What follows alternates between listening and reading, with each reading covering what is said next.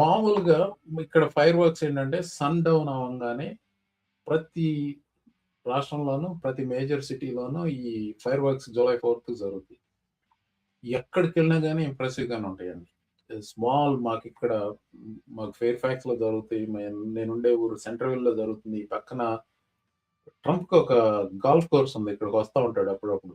మా ఇంటికి ఒక 10 మైళ్ళ దూరంలో ఉంటుంది. అది వెస్టర్న్ హర్న్ అన్న ఏరియా. అక్కడ కూడా ఫైర్ వర్క్స్ ఉంటాయి. We went there and saw these fire works.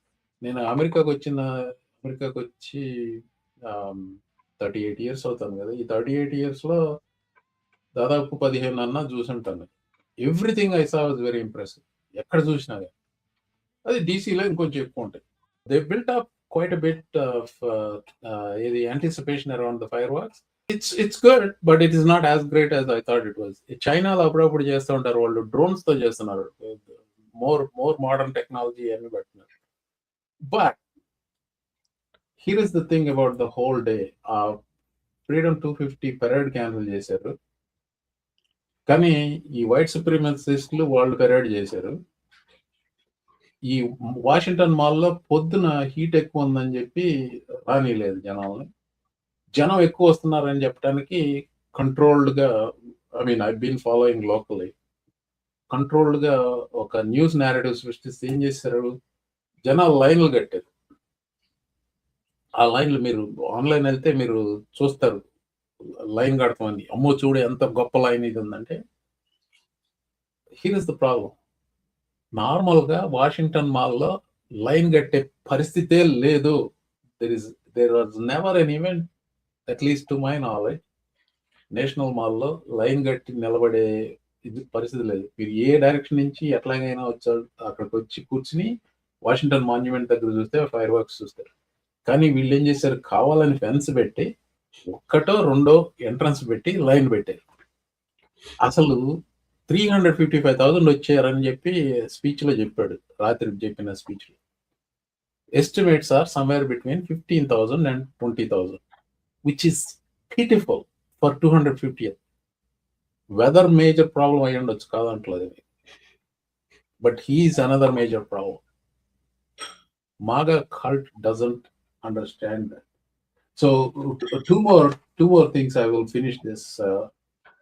So a speech lo American president 250th అక్కడ పార్టిజన్ ర్యాలీ లాగా మాట్లాడతాం ఏంటి, ఇది ఫినాలి అనుకుంటా. జస్ట్ చూపెడతాను ఇక్కడ మీకు. ట్రంప్ పేరు చెప్తే మీకు గుర్తొచ్చే సి వర్డ్స్ ఏంటి చెప్పండి, 2-3 చెప్పండి. Corrupt. Okay, corrupt. You got it. Just a short time ago, we had a dead country, alluding to Biden administration. ఇన్నిసార్లు మాట్లాడాడు కమ్యూనిజం గురించి. అందుకే నేను చెప్తున్నాను, watch out. Next few months Zohran Mamdani, అతను సపోర్ట్ చేసిన కాంగ్రెస్నల్ క్యాండిడేట్స్ ప్రైమరీలో గెలిచారు. 3 గెలిచారు ఆయన సపోర్ట్ చేసిన వాళ్ళు న్యూయార్క్ లో. అలాగే కోలరాడోలో ఆ పార్టీ ఏది డెమోక్రాటిక్ సోషలిస్టులు అని చెప్పుకునే వాళ్ళు థంపింగ్ మెజారిటీతో గెలిచారు అక్కడ. ఒక 29-year-old immigrant woman, she overthrew a 30-year-old incumbent congresswoman ఇక్కడ కోలరాడో.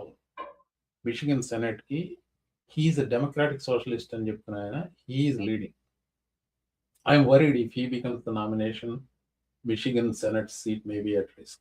So ఈ డెమోక్రాటిక్ సోషలిస్ట్ ఏదైతే ఉందో వీళ్ళందరినీ కమ్యూనిజం లేబుల్ కింద కుమ్మేసి డెమోక్రాట్స్ మీద విపరీతమైన దాడి చేయబోతున్నారు.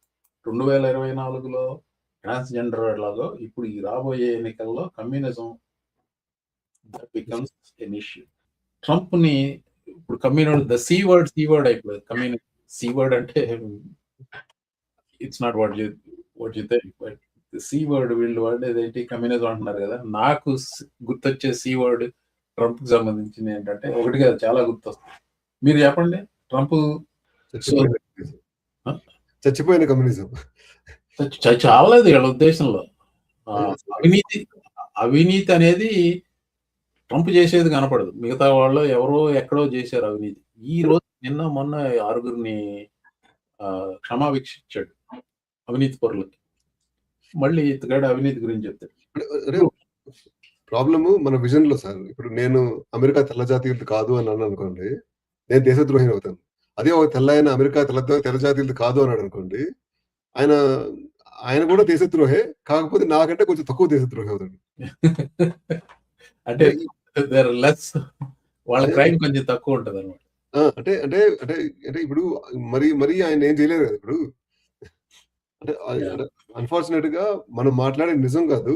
ఆ నిజాన్ని ఎవరు మాట్లాడుతున్నారు అనే దాన్ని బట్టి క్వాంటిఫై చేసి దాన్ని ఎంత నిజం అనేది చెప్తున్నారు. క్రింజ్ అంటే ఇది chaos, criminal, cowardice. ఇంకా చాలండి. It's a momentous occasion, but also sad that this asshole is the president during such a momentous occasion. That's my take. అదే కాకుండా ఈ మధ్య రిపోర్టర్లు కూడా చాలా సాఫ్ట్ అయిపోయారు అనేసి మన మెహదీ చెప్తున్నాడన్నమాట. అంటే నేను గనక ట్రంప్‌ని ఇంటర్వ్యూ చేస్తే మూడో క్వెషన్ తర్వాత ట్రంప్ నా దగ్గర నా ముందర ఉంచోడు అని చెప్తున్నాడు మెహదీ.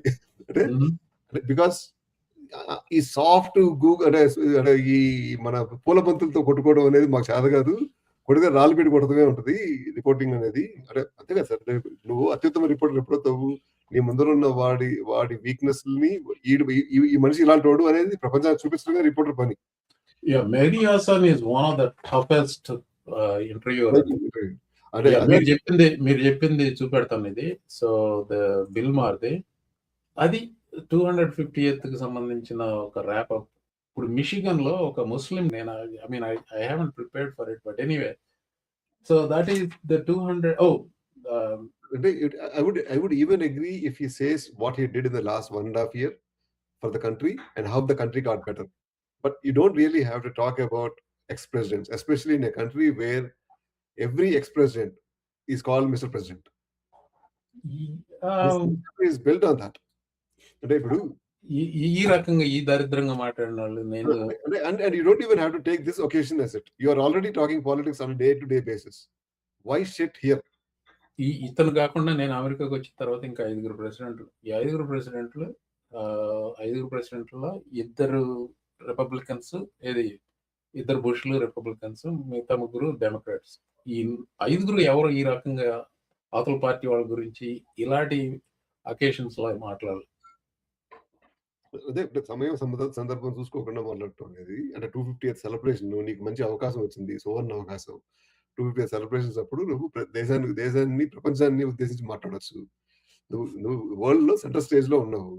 స్టేజ్ లో ఉన్నప్పుడు నేను అక్కడ ఉంచుని మాట్లాడాల్సిన మాట్లాడి మీరు సువర్ణ అవకాశం అంటే అది మెటఫారికల్. మా వాడికి నిజమైన సువర్ణమే కావాలి.